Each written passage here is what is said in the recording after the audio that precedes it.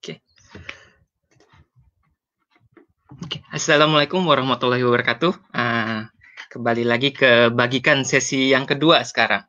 Jadi series kali ini kita akan ngobrol-ngobrol sama salah satu teman saya. Sebenarnya kita satu gedung. Saya di atas, beliau di bawah. Beliau di atas, saya di bawah. Kita jadi satu gedung. Dan pertama kali ketemu itu sekitar tahun 2012 mungkin ya, ketika ada conference di Cina. Dan yang menariknya adalah saya kenal beliau tidak sengaja karena saat itu saya mau naik lift, kemudian ada pelayan Cinanya. Saya maksa tetap pakai bahasa Inggris, dia tetap maksa pakai bahasa Inggris. Akhirnya Mbak Ana ini saya kira orang lokal. Jadi cukup ngomong Puyao. Habis itu pelayannya sudah selesai, nggak nanya-nanya lagi macam-macam. Semenjak itu saya cuma pegang satu kata selama saya di Cina, Puyao. Oke, untuk kali ini kita akan bergabung. Halo Mbak Ana. Halo, terima kasih sudah Andika, bergabung apa kabar? Baik. Alhamdulillah, sehat. Sehat, puji Tuhan. Ini masih work from home ya, Mbak? Ya, minggu ini saya masih work from home. Oke. Nah, jadi hari Mbak Anastasia ini atau panggilannya Mbak Ana ini, kalau kemarin saya coba stalking sebenarnya bahasa halus untuk kepo ya. Jadi saya googling atas nama Anastasia Tisiana. Yang muncul recordnya di Google adalah 2 juta record. Jadi saya kecapean sendiri. Jadi beliau ini merupakan peneliti di Pusat Riset Kelautan BRSDM Kementerian Kelautan dan Perikanan. Dan beliau backgroundnya pertama dari geofisika, kemudian akhirnya sekarang main di laut. Kira-kira kok bisa ya Mbak, dari yang udara-udara, yang di atas sekarang Mbak main di bawah? Apa yang membuat itu jadi tertarik atau passion dengan hal tersebut? Iya. Jadi gini, saya itu sebenarnya gini. Kuliah saya S1 tuh nama jurusannya itu geofisika dan meteorologi. Oke. Tapi sebetulnya di dalam jurusan geofisika dan meteorologi itu ada dulu kita bilangnya 3 kelompok bidang keahlian. Ada geofisika, ada meteorologi, dan ada oceanografi. Okay. Jadi nggak hanya geofisika dan meteorologi, sebetulnya ada 3. Nah kemudian kenapa saya milih oceanografi? Dulu sebetulnya simpel aja sih.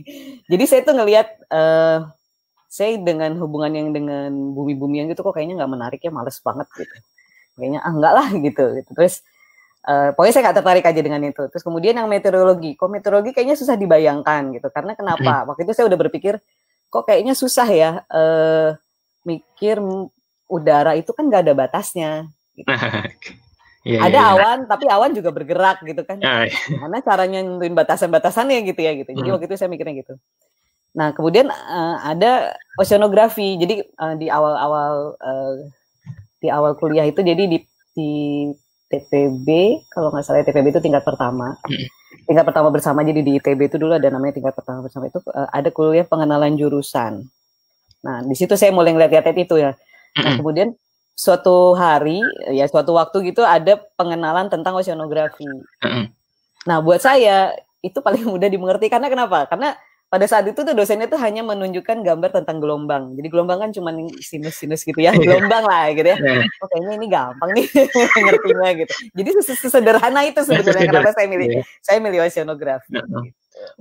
Untung dosennya waktu itu nggak ngasih yang jelimet ya, kalau jangan nggak jadi milih. Nggak ngasih yang pakai integral gitu, belum itu ya, padahal jauh lebih dari itu, lebih banyak jadi lagi. Memang ya namanya juga kan promosi ya, jadi memang mungkin yang disampaikan itu yang akan membuat mahasiswa itu tertarik sih kayaknya gitu. Nah cuman kebetulan saya memang tertariknya di situ karena buat saya ini kayaknya gambar-gambar vektor arus nih gampang nih ngertinya. Kalau ini arahnya ke sana gitu. Sesederhana itu sih milihnya. Jadi bukan karena saya senang laut, enggak. Sama sekali enggak. Iya. Nah, kalau gitu kan kesannya bidang ini tuh laki banget, Mbak. Bahkan sekarang tuh Mbak posisinya juga mengajar di Sekolah Tinggi Angkatan Laut ya. Teknologi Angkatan Laut. Istilahnya perwira-perwira semua gitu kan ya. Iya. Yang how gitu, kenapa mau masih tetap nyemplung gitu Mbak di wilayah yang dominan sama laki-laki gitu? Saya sih nggak mikir sampai ke situnya ya. Pokoknya saya gini, jadi saya itu mungkin tipenya adalah orang yang berusaha konsisten. Jadi karena saya sudah milih bidang oceanografi, ya saya mencoba bertahan untuk tetap di bidang itu gitu. Karena menurut saya udah terlanjur juga gitu kan. Masa saya udah belajar 5 tahun belajar tentang laut, masa saya kerja jadi banker? Kalau saya prinsipnya gitu. Gitu. Jadi kenapa saya kerja jadi banker gitu. Terus nanti kemudian terus akhirnya saya sekolah S2 kan, Sekolah S2 juga ya saya tetap milihnya yang walaupun saya S2-nya geodesi. Jadi geodesi itu kalau mungkin orang awam taunya ilmu tentang membuat peta gitu ya. Iya. Nah, tapi saya waktu itu ambil topiknya tetap tentang laut gitu, tentang laut. Jadi pokoknya semuanya yang berbau laut aja gitu. Jadi saya tuh belum pernah kerja di bidang yang bukan tentang oceanografi. Jadi kalau orang lain mungkin pernah punya pengalaman kerja di mana lah, mungkin di tempat lain lah, yang nggak oceanografi, saya belum pernah. Jadi saya berusaha terus aja di bidang itu gitu. Nah, jadi sebetulnya nggak ada pemikiran juga bahwa ini tempat laki saya nggak juga sih gitu. Tapi mungkin juga saya mudah juga beradaptasi karena kebetulan saya adalah anak perempuan satu-satunya. Jadi saudara saya itu semua laki-laki. Jadi saya tidak merasa canggung gitu di antara laki-laki. Dan yang menarik mungkin ya, punya hobi yang menurut saya sih bertolak belakang ya, nari Bali. Iya. Saya punya hobi. Jadi saya memang dari kecil sebetulnya dari TK itu sudah dicemplungkan sama ibu terutama untuk belajar nari. Jadi umur 5 tahun tuh saya sampai umur 7 tahun tuh saya nari Jawa. Sebelumnya saya nari Jawa sebelum nari Bali. Terus mungkin karena jiwa saya yang pecicilan dinamis gitu ya. Saya tuh nggak betah nari Jawa gitu. Terus akhirnya ibu mikir-mikir apa ya, oh ini aja nari Bali gitu. Jadi sekitar umur 7 tahun saya dicemplungin lah atau diajak ke tempat latihan nari Bali. Nah ternyata saya seneng gitu. Nah maksudnya ibu untuk ngajak saya nari juga mungkin karena itu. Karena ini anak perempuan satu-satunya, saudaranya laki-laki, supaya nggak terlalu ke laki-laki ya. Iya. Gitu. Tetap jadi gitu. Jadi memang gitu. Tapi ternyata itu gitu ternyata saya senang banget nari gitu. Gitu. Jadi ya udah, jadi ya gitu deh sejalan, tapi ini sih jadi buat balancing aja sih. Oke, siap. Berarti perlu dicontoh juga, harus mencari hobi yang bisa bikin balance ya. Iya. Nah, ini ngomong-ngomong soal laut, ngomong soal passion, kan Mbak salah satu punya pengalaman yang langka nih, main-main ke Antartika, bukan ini di selatan ya, kalau buat teman-teman yang masih bingung. Iya. Antartika itu kutub selatan. Di kutub selatan.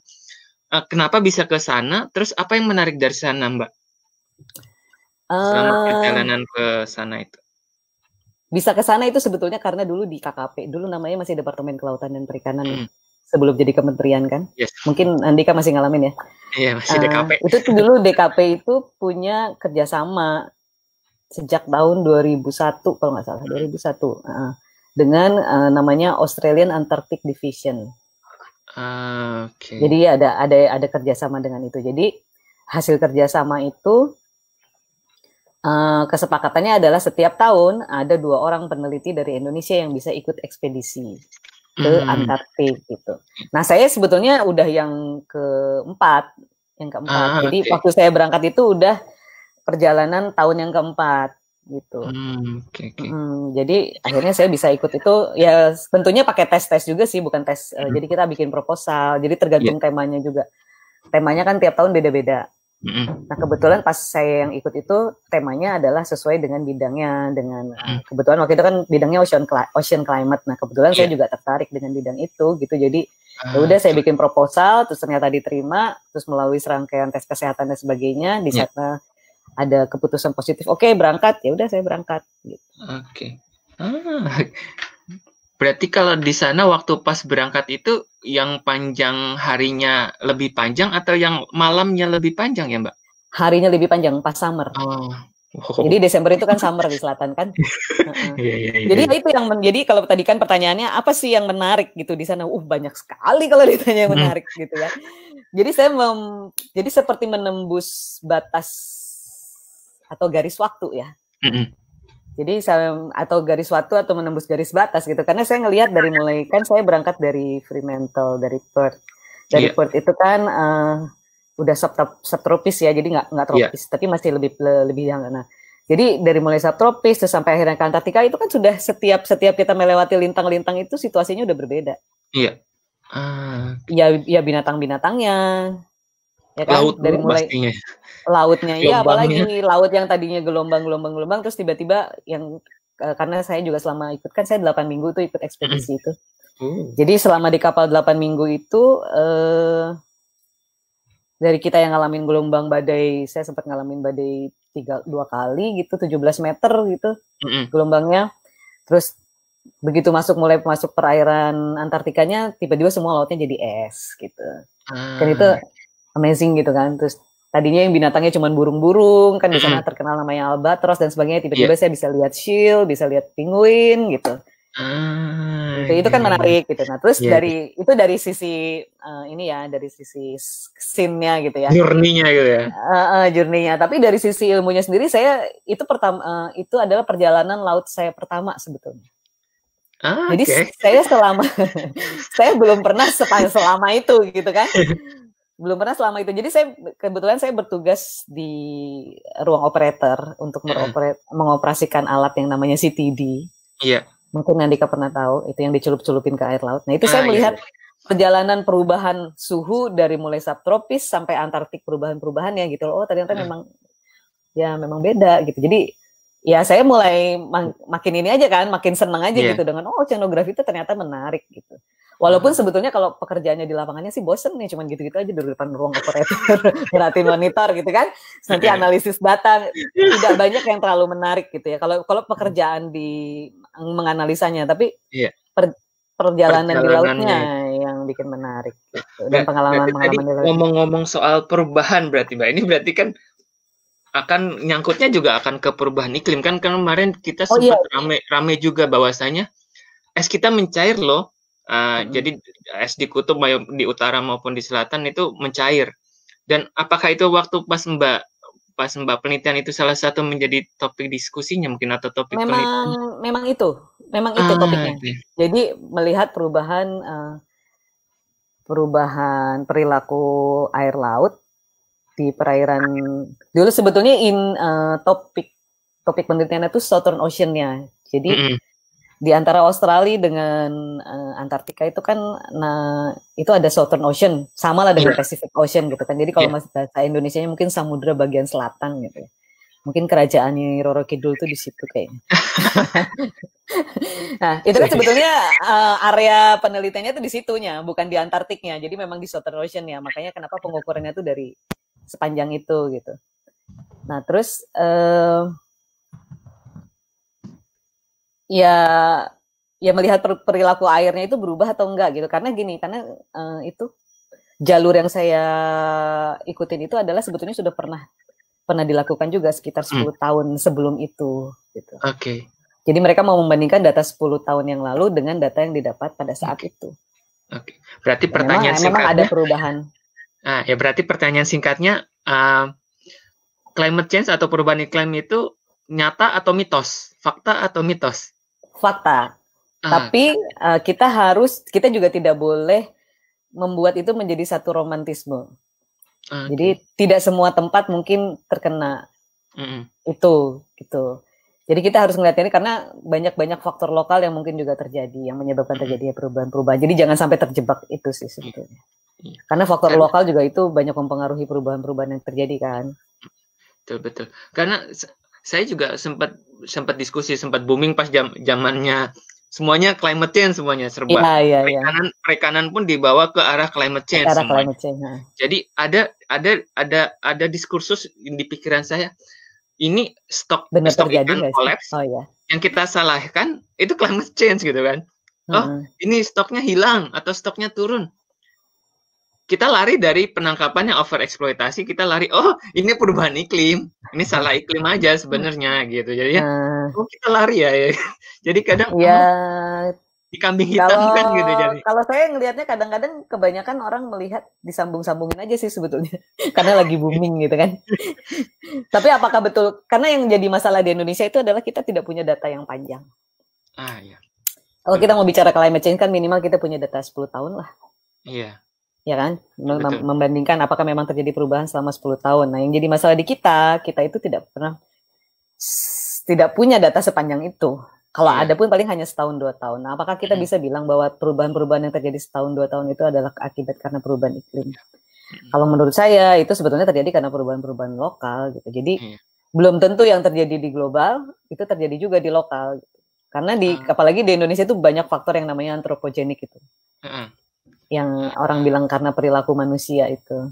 Jadi ya kalau buat saya sih masih setengah-setengah sih antara yang ini perubahan iklim atau akibat efek lokal ya gitu. Iya, lupa. Tapi papa ini nggak bilang papa. Oke. Itu akan menyebabkan perubahan iklim juga tuh. Kulkasnya nggak ditutup-tutup soalnya.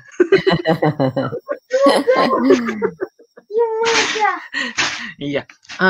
Nah, berarti sebenarnya kalau di tropis seperti Indonesia sendiri juga dampaknya pun masih belum terlihat, dan jika pun ada datanya masih dipertanyakan, berarti kira-kira begitu ya Mbak? Iya, jadi orang memperkirakan itu dampak dari perubahan iklim, tapi kan biasanya kalau saya baca paper-paper yang di Indonesia itu bukan dari data-data yang panjang ya. Kebanyakan dari data pengukuran yang paling cuma 15 hari gitu. Kalau misalnya pun ada data panjang pun ya itu dari data satelit gitu. Gitu. Atau berarti mungkin orang karena semuanya seksinya climate change, perubahan iklim, semuanya perubahan iklim waktu ya, sebenarnya mungkin variabilitas iklim mungkin, atau hanya variabilitas cuaca, jadi hanya hujan dingin gitu. Kalau saya pribadi lebih setuju variabilitas iklim daripada jadi climate variability daripada climate change gitu. Ya seperti sekarang lah, orang kan lagi booming marine plastic pollution, jadi semua orang ngomonginnya marine plastic pollution. Iya. Ya kan. Betul. Tergantung ininya, tergantung mana yang ya. Kalau misalnya tadi mungkin teman-teman juga agak bertanya, mungkin bedanya nanti perubahan iklim sama variabilitas iklim itu apa Mbak? Apakah dalam 10 tahun ke 1 tahun itu sudah 10 tahun udah dianggap sebagai perubahan iklim jika itu emang ada perubahannya? Kalau saya ngelihatnya gini, perubahan iklim itu frame besarnya. Karena adanya perubahan iklim itu, maka terjadi variabilitas iklim. Gitu. Kalau saya melihatnya gitu. Jadi bukan sebaliknya, juga karena ada variabilitas iklim itu bakal bisa kita sebut sebagai perubahan iklim. Enggak, saya melihatnya bahwa climate change itu justru ini besarnya gitu, gambaran besarnya bahwa ini terjadi perubahan nih. Nah, perubahan-perubahan ini yang kemudian menyebabkan terjadi variabilitas iklim. Berarti kalau gitu variabilitas iklim bisa jadi proksi, misalnya di tahun ini semakin banyak variabilitas iklim, misalnya terjadinya siklon tropis sering terjadi, gelombang tinggi sering terjadi, rob sering terjadi. Oh, bisa jadi proksi. Jadi proksi sebagai perubahan iklim, kira-kira begitu ya? Bisa begitu. Tapi itu datanya harus kita harus punya data yang memang membuktikan itu gitu, bahwa memang terjadi perubahan gitu. Dan itu salah satu yang diinisiasi sama Purisol dengan membentuk INA OFS, betul kan ya? Kira-kira waktu itu rencananya gitu. Tapi masih loh, sampai sekarang masih diupdate. Tapi kayaknya sudah tidak terlalu diupdate lagi ya, karena ya masih banyak kendala lah. Iya betul. Ya karena ingat waktu pas praktek lapang waktu S1 pun kita juga masih sebagai anak perikanan maupun di kelautan. Waktu kita praktek kita nggak pernah loh merhatiin ini sekarang lagi pasang atau lagi surut atau lagi gelombang tinggi atau enggak. Kita cuman caranya bukan ngecek kayak tadi loh, bukan pakai ngecek ke portal yang resmi gitu. Kita nanyanya ke nelayan, Bang, mungkin lebih valid kali ya, Bang. Di Pelabuhan Ratu gelombang tinggi tuh. Berangkat tuh ya gitu kan. Jadi gitu kan. Tapi saya justru sekarang lagi tertarik dengan itu. Jadi saya sebetulnya lagi pengen bikin penelitian juga bagaimana memvalidasi data-data ilmiah itu dengan indigenous knowledge. Oke. Jadi dengan pengetahuan-pengetahuan lokal. Iya. Karena kadang-kadang pengetahuan lokal itu lebih valid daripada analisis data kita. Iya. Jadi maksudnya, jadi saya mau membandingkan gitu, pengen juga membandingkan bahwa memang betul nggak gitu apa yang mereka lihat, mereka rasakan berdasarkan pengalaman itu sesuai dengan data gitu. Karena itu ternyata lebih valid gitu. Iya, betul Mbak. Yang menarik nih waktu jadi ngomongin local indigenous knowledge itu. Jadi waktu ngikut trip ke Banyuwangi, jadi ada nelayan yang sudah bertahun-tahun. Dia cukup ngambil di gelas aqua, ngambil nyiduk air di laut gitu kan. Dia cuman cukup melihat kekeruhannya, dia tahu oh ini bakalan dapat spesies hiu ini bakalan ketangkep atau bakalan ini aja saya harus ngambil kuliah sendiri fitoplankton sendiri kan ya. Ini dia cukup itu luar biasa menurutku. Iya, sama kayak kalau saya naruh alat juga gitu kan. Bu jangan taruh situ, Bu, harusnya tuh di sana gitu, bukan di situ gitu. Oh ya benar juga sih gitu. Tapi kan itu ya itulah, kita harus bisa menyandingkan itu juga sebagai knowledge kita gitu. Tidak bisa kekeh dengan kita punya knowledge as a scientist ya. Gitu. Iya. Kita maksain. Ini harusnya kan sering kali kita datang dengan pangkat, biasanya pangkat atau baju seragam, kita datang ke daerah, Pak, jangan yang sering diberikan ya, Pak, ini jangan ditangkap. Ini berbahaya, ini sudah mau punah gitu kira. Jangan nangkap di sini, jangan pakai bom. Kan kita masih sifatnya direktif ya, kita tidak menggali dari teman-teman maupun sekarang mulai seperti itu, hal-hal seperti itu sudah mulai banyak dipakai. Itu harus lebih banyak ditingkatkan sih kalau menurut saya. Iya.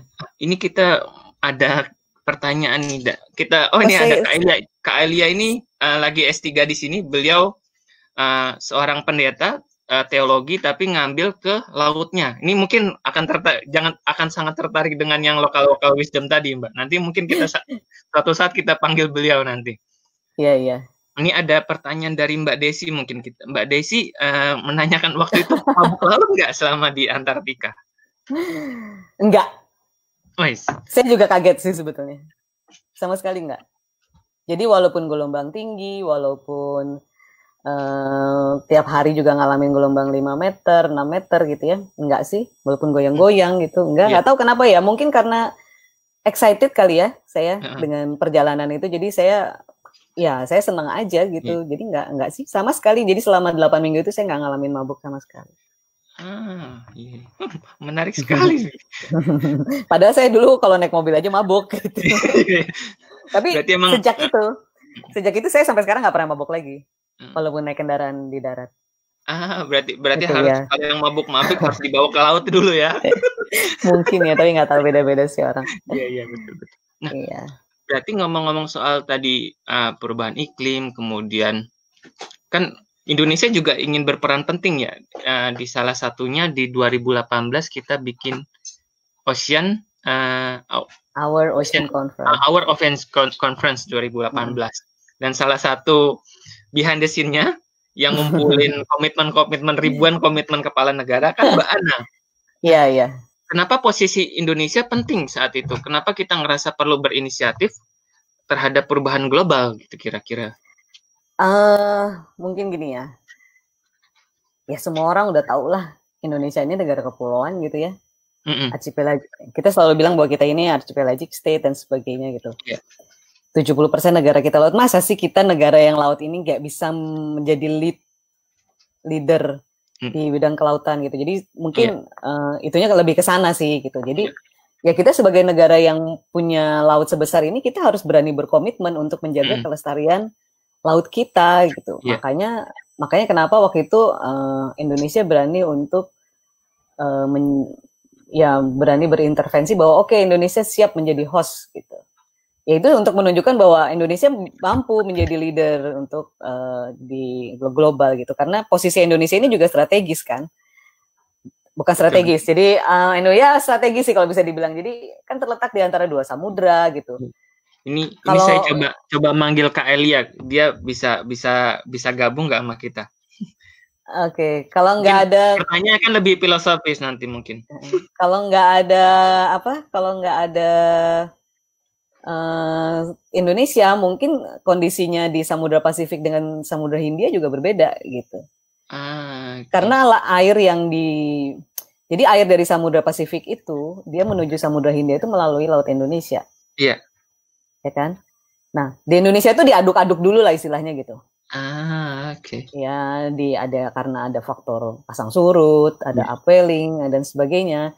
Kemudian menjadikan air yang keluar dari Laut Indonesia itu yang sampai ke Samudra Hindia itu beda gitu. Nah, kalau nggak ada Indonesia, mungkin misalnya nggak ada pulau-pulau itu, mungkin situasinya lain gitu. Dan kalau situasinya lain berarti uap-uap air yang dari laut itu yang naik ke atas itu akan menyebabkan iklim juga jadi beda kan gitu. Sederhananya gitu. Iya. Ya kan? Iklim itu berubah karena kondisi temperatur permukaan lautnya berubah gitu. Kenapa curah hujan tinggi kan karena lautnya lebih panas sehingga terjadi evaporasi. Kalau pelajaran SD-nya kan gitu. Iya, betul. Ya, nah kalau kondisi laut berubah, kan berarti kondisi iklim cuaca juga berubah. Oke. Iya. Itu kenapa? Ya, itu kenapa makanya akhirnya saya jadi tertarik belajar tentang interaksi antara laut dan atmosfer. Kenapa saya tertarik untuk menekuni bidang ocean climate karena itu. Iya. Loh, posisi Indonesia ini ternyata sangat ini ya gitu. Nah, berarti sempat juga ada yang diskusi ocean itu climate sink atau carbon sink atau carbon source gitu kan? Yang bisa dua-duanya. Okay. Bisa dua-duanya. Tapi seberapa besarnya belum tahu. Karena belum bisa. Ya sudah mulai ada yang menghitung tapi ya belum valid juga lah gitu. Laut kita ini terlalu besar. Terlalu besar ya. Biayanya banyak juga kalau mau ngitung semua itu. Betul.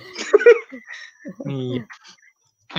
Nah, ini usut punya usut nih, Mbak sebenarnya sempat ditempatkan di Thailand ya dari UNESCO untuk, ini saya kurang tahu juga ini, yang jelas pasti climate, tapi apa yang Mbak lakukan di Thailand?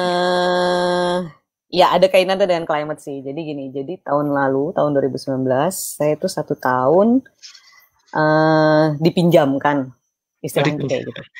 Dipinjamkan ke UNESCO. Jadi UNESCO itu dia punya satu unit di bawah UNESCO, namanya Intergovernmental Oceanographic Commission. Jadi komisi di bawah UNESCO yang mengkoordinasikan kegiatan-kegiatan yang terkait laut antar negara, kan intergovernmental. Tapi lebih fokusnya lebih banyak kepada research, lebih ke science. Jadi bukan ke kebijakan atau jadi lebih ke science. Jadi tugas saya kemarin di sana itu saya menjadi bukan koordinator, jadi namanya program officer. Jadi sebagai officer yang mengatur program-program di sana untuk mengatur kegiatan-kegiatan riset yang terjadi di regional. Karena kantor saya yang di Bangkok itu regional untuk negara-negara di seputar Western Pacific. Jadi mengkoordinasikan itu. Tapi cuma setahun aja.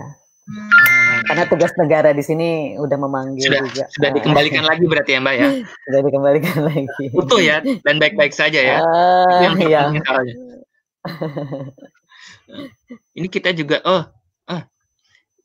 ini menyapa juga teman-teman, lumayan seru ini ternyata ada Mas Ayub nih. Mas Ayub yang dari Thailand sebenarnya, dari Sifdek Thailand mungkin. Yang lagi jadi ini. Beliau ini Ayub orang Thailand emang.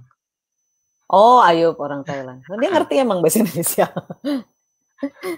Dia pokoknya like aja kayaknya sih. Iya. Kemudian ada Mas Hairul, ada teman kantor juga. Mas Hairul ini lagi di Denmark, lagi S3 juga. Ada Mas Andrianus dari Bionesia. Ya.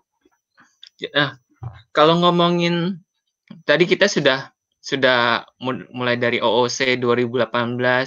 Kemudian komitmen Indonesia sendiri masih tetap konsisten tidak ya Mbak terhadap perubahan iklim ini? Atau kita udah setting lagi yang tadi ganti? Sekarang yang hot topic lagi plastik debris ya. Komitmen yang di Our Ocean Conference kan banyak ya, nggak cuma tentang climate change, ada tentang marine pollution, Terus ada tentang MPA itu Marine Protected Area gitu. Ada yang tentang Sustainable Fisheries. Nah itu semua Indonesia berkomitmen di ada 6 kan, ada 6. Itu semua berkomitmen di 6 tema itu gitu. Ada maritime security. Nah semuanya sih kita memasukkan komitmen yang memang kita kerjakan, yang KKP kerjakan. Ya sampai sekarang so far sih ya terlaksana sih, walaupun misalnya kita janjinya mungkin tadinya 50%, ternyata baru 30% gitu. Tapi paling enggak kita masih tetap konsisten ya komitmennya itu. Ini kita sebenarnya ada bergabung ke Aelia ini. Mungkin kita Kak Aelia ini sedang S3 di Manchester. Saya ini mungkin dikoreksi, beliau ngambil teologi. Jadi teologi dari Rote, tapi dikaitkan dengan bagaimana itu dengan ocean. Mungkin kita panggil saja menarik, langsung. Menarik. Ya, boleh. Apa yang beliau seru nih. Halo Mbak. Salam kenal. Ya. Ini dari Undana boleh diperkenalkan apa yang sedang kakak lakukan? Oh iya, saya belum bekerja di kampus manapun sih, Mbak. Oh gitu, oke. Iya, saya harus sekolah-sekolah saja. Iya, saya lagi riset di Manchester, lagi studi, dan topik riset saya mengkonstruksi teologi maritim Indonesia. Oh. Iya, jadi bagaimana orang Indonesia itu berelasi dengan laut dalam perspektif teologi lah, teologi Kristen. Ya, seperti itu. Jadi apalagi dalam agama Kristen itu laut itu terkesan sesuatu yang mengerikan, sesuatu yang berbahaya, sesuatu yang kacau seperti itu, dan itu mau tidak mau mempengaruhi perilaku orang Kristen misalnya terhadap laut. Jadi karena laut itu tempat yang buruk, tempat yang jahat, maka ya buang sampah di laut tidak apa-apa. Gitu. Oh ya kayak gitu. Emang kalau di Sunda gitu ya Mbak, istilah NTT. Air itu agak dibelakangkan, kayak misalnya mau ke mana, kacai itu udah ke belakang, ke air, laut itu udah bagian dari sama kayak inilah, cewek matre buang aja ke laut gitu ya. Kalau itu menurut saya filosofi sebenarnya, karena laut itu kaya, kenapa orang cewek-cewek matre itu harus dibuang ke laut, karena emang kaya itu sebenarnya. Dari dulu sudah filosofi sebenarnya. Oke. Iya. Jadi gimana nih? Saya gimana ya? Iya. Jadi emang jadi saya mau membaca kembali pemikiran-pemikiran itu pemikiran di agama Kristen itu dari perspektif orang Indonesia, karena orang Indonesia ya laut.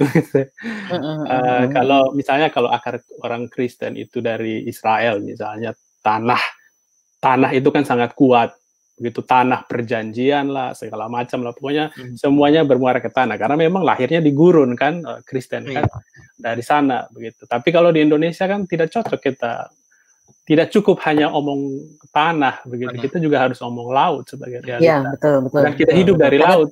70% itu wilayah Indonesia itu laut ya. Dan menariknya itu Kak, kayak cocok dengan bumi kan juga 70% laut begitu.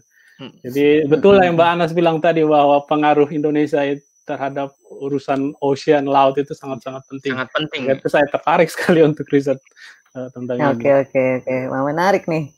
Waktu sebenarnya tahun lalu saya ketemu Kak Eli. Dia sebenarnya pendeta loh ini Mbak sebenarnya. Risetnya apa? Riset laut. Riset laut. Bisa ya itu. Saya juga amazing, akhirnya cerita-cerita. Oh iya bisa dari perspektif yang berbeda, makanya itu menurut saya enrichment dari sisi kita sebenarnya. Iya. Terus yang Mbak Anas tadi bilang soal local wisdom, itu saya temukan juga bahwa perjumpaan agama dengan local wisdom itu, dengan budaya-budaya lokal itu kan seringkali kan meniadakan local wisdom, dianggap itu agama suku yang kalau sudah jadi Kristen ya tinggalkanlah semua yang ada di situ.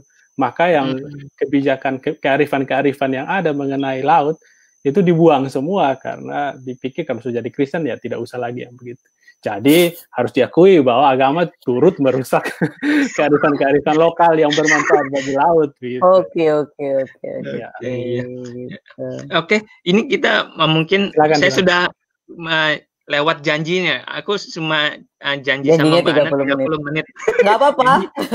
35 menit. Ditambah Mungkin nanti dikit juga boleh. teman-teman yang masih tertarik untuk berdiskusi bagaimana menghitung climate variability ataupun climate change tadi, nanti bisa kontak ke Mbak Ana langsung, ataupun ingin membahas ocean dari sisi teologi, dari keagamaan, dari bahasa dari hati gitu ya, itu silakan ke Kak Elia. Iya, mungkin nanti saya juga bisa ngobrol-ngobrol lanjut juga dengan. Iya, saya kepingin Mbak Ana, kalau bisa saya. Ya, oke. Oke, demikian sesi kali ini. Terima kasih buat Mbak Ana dan Mas Elia yang sudah saya tiba-tiba panggil ini. Sama-sama. Terima kasih sudah mau berbagi. Terima kasih buat teman-teman yang sudah nonton. Selamat sore semuanya. Selamat sore. Assalamualaikum warahmatullahi wabarakatuh. Oh, pagi di sini. Oke. Pagi di sini. Anakku komplain, belum sore katanya. Karena kalau sore jatahnya main bola soalnya. Oh iya. Oke. Terima kasih semuanya.